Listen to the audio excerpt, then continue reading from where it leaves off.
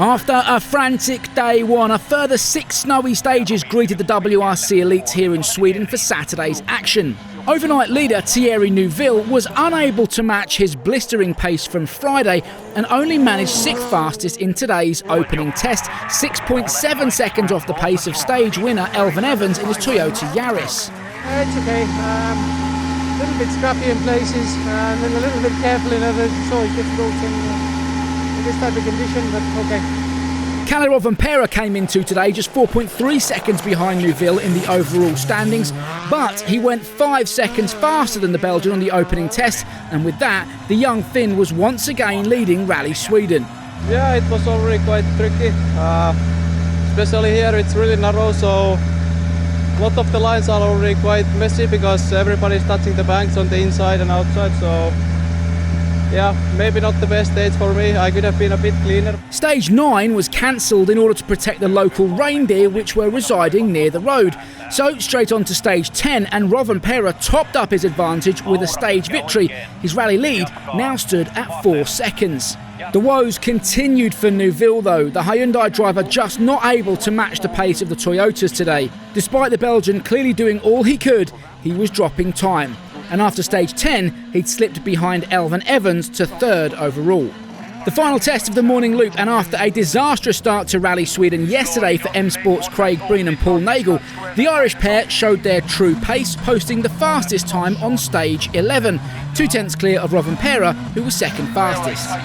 Yeah, obviously missed that one yesterday, so yeah, obviously had to learn the second half of the stage, but again made a couple of changes before the stage and the car is definitely going in a better direction, so we need to keep on making steps like that.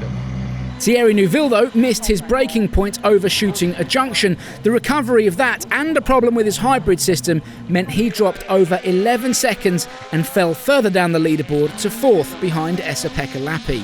I just went straight on the first braking. And after that, something was strange. The car was slowed down all the time by the hybrid system, so yeah, it couldn't get the speed, but we are here. A good morning for Toyota then. Rovanperä leading, Evans up to 2nd, and Elfyn Lappi on his return to the WRC in 3rd. Into the afternoon, and as was the case yesterday, the conditions completely different from the morning loop after the 2-wheel drive and rear-wheel drive historic cars had passed through, creating different lines and ruts in the road. Despite this challenge, Elfyn Evans pressed on undeterred, and the Welshman took his 2nd stage win of the day, now just 1.2 seconds behind Rovanperä. I don't know, let's see, it's one of them stages, you know, I tried to keep in a clean line, but then you don't know if you're pushing enough.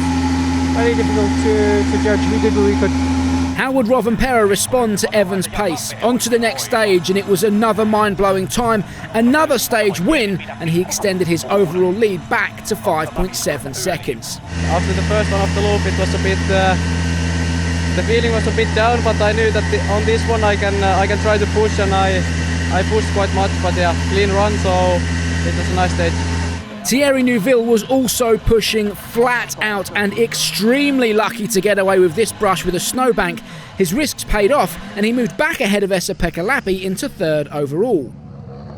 Yeah, I tried to push a bit more, but it's no way we can match the speed like Kalle was going. I feel like I couldn't do the time, so yeah, we have to stick with our rhythm. And so to the final stage of what has been another frantic and fraught day here in Sweden. Elfyn Evans doing everything he could to reel in Kalle Rovanperä, and have a look at this for a stage finish. Too hot into the final right-hander and off into the snowbank, exactly where the stage end timing beam was. He literally crashed through the finish line, but he stopped the clock with the fastest time. What could Rovanperä do? Another colossal push, and the Finn, who almost dropped it at the end of the stage as well, went quicker by 2.6 seconds. Happy to be here, nice time, really difficult condition there, so I'm happy that we are through without mistakes, and tomorrow is still a big fight, but the stage looks nice, so we just try to enjoy it. Elfyn Lappi lies 4th, Neuville 3rd, Evans 2nd, but just 8.3 seconds behind Rovanperä, with 4 stages still to run on Sunday.